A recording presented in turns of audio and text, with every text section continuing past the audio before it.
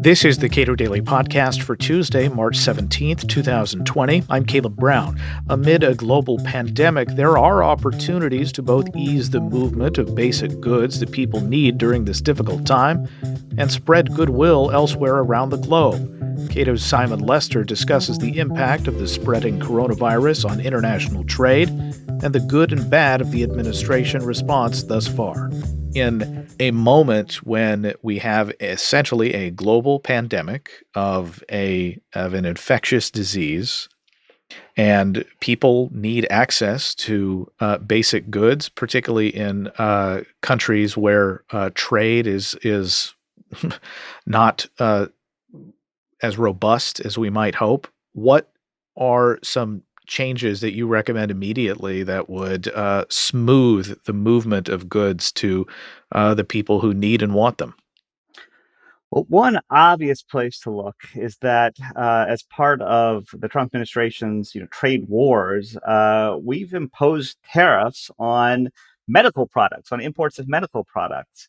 And we in the trade policy world argued a lot about that, over the past couple of years, whether that made sense. And us on the free trade side tried to make the case for why these trade restrictions, why these tariffs don't make sense. But I think that today, in the face of this pandemic and with a great need for all kinds of crucial medical products, masks, gloves, goggles, hospital beds, ventilators, it makes a lot of sense to take the taxes off those products.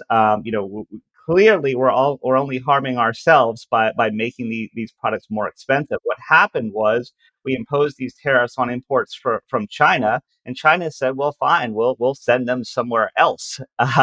So I think that the first thing we can do is stop shooting ourselves in the foot and remove tariffs from on imports of medical products. And the Trump administration has been reluctant to do that, but they have in the past few days taken off tariffs on a few of the most crucial products. But I think they could go further. I think it's time to recognize that regardless of your ideology on these matters, tariffs on imports of medical products in the midst of a pandemic don't make a lot of sense.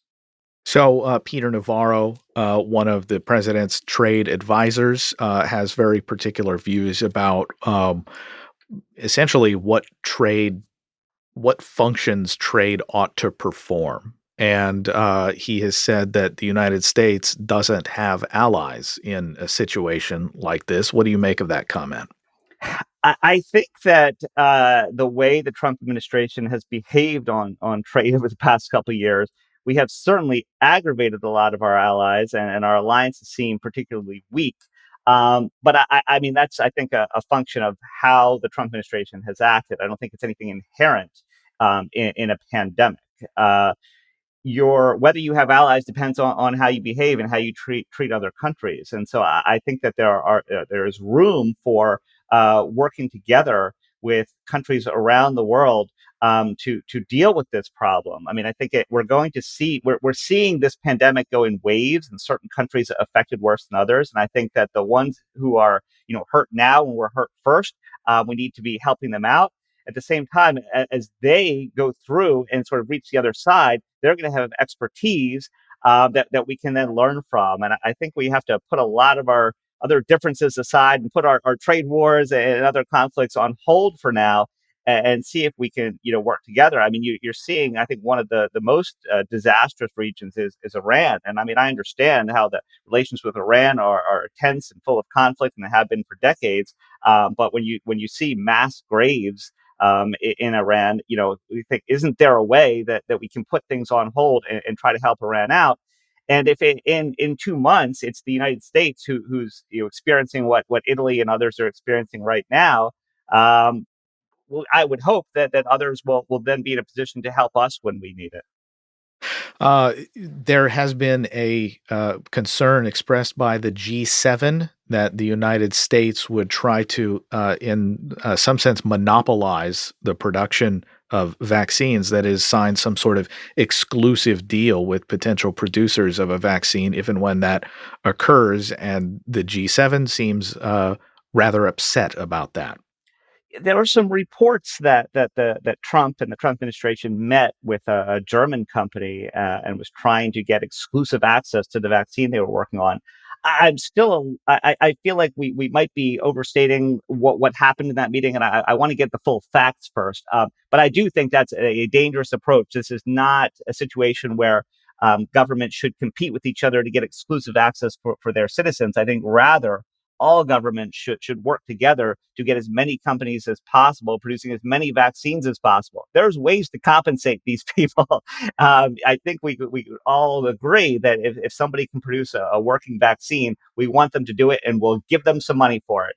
And then at that point, once you've got the vaccine out there, the question is, well, how do you produce and distribute it to everybody? So I think that, yeah, if it's true that the Trump administration or any government is trying to monopolize access on a vaccine, I think that is destructive economic nationalism. That is not the right way to go. So I would be cautious about these early reports, but if to the extent that that's true, and to the extent that that's how governments are thinking about it, I think that is decidedly the wrong approach. Now, Colin Grabo, who I am not speaking with right now, that is to say, at this moment, I'm not speaking You're with not. him. So what happened? We're He's still in on a good tiff. terms. Okay. But he would. There is concern about the Jones Act. The Cato Institute has broadly pushed suspension of the Jones Act, in particular, because of its effect on Puerto Rico following a crisis there, following hurricanes. And so right now, what avenues does the U.S. have to get goods moving quickly and as cheaply as possible around even among the several states in the United States? What impacts might that have, suspending the Jones Act? I think that the Jones Act has caused problems with shipping goods for a century now. I think that it's not like, obviously we buy lots of goods, and so it's not preventing the distribution, but it hinders it a bit. And I think that when you get crises like hurricanes or pandemics, it reminds you of the importance of distributing important goods quickly. And so, obviously, the Jones Act is sort of not the magic. It's not like waving a magic wand and making it so that the goods can get wherever they want to go. But at this point, we really should be doing everything we can. And if we have policies in place that hinder the distribution of life saving drugs, let's think about revising all of them. So it's certainly an opportunity to think about removing the Jones Act entirely, or at least waiving it, or sort of getting partial waivers so that we can get life saving medicines to the people who need them.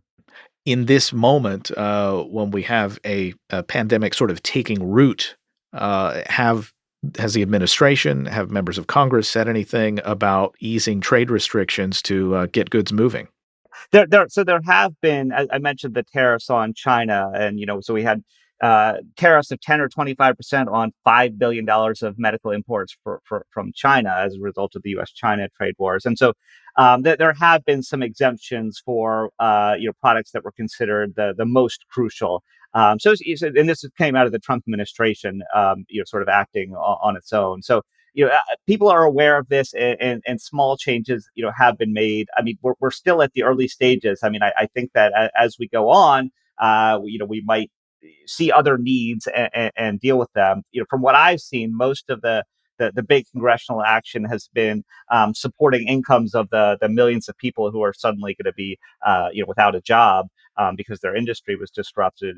So I think trade has not been at the center of that discussion, but I think that it will continue to come up as we learn where the fault lines are, who's being hurt, and what are the opportunities to ease trade restrictions a bit to help people out.